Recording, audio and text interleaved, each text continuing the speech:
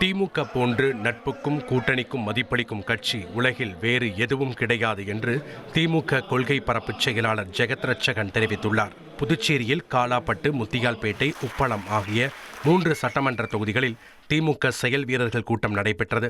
இதில் கலந்து கொண்ட பின் செய்தியாளர்களுக்கு பேட்டியளித்த ஜெகத் ரட்சகன், தமிழக முதல்வர் ஸ்டாலின் பெருந்தன்மையோடு ராகுல் காந்தியை பிரதமராக்குவேன் என்று கூறியதை நன்றி உணர்வோடு காங்கிரஸ் கட்சியினர் நினைத்து பார்க்க வேண்டும் என்றார். இந்தியா கூட்டணிக்கு தலைமை தாக்கணும், தளபதி தலைமைதாங்கன்னு சொல்றாரு. ஆனா தளபதி எவ்வளவு பெருந்தன்மையா அவர் தான் முதல்ல சொன்னாரு, ராகுல் காந்தியை நான் பிரதமர் ஆக்குவேன்.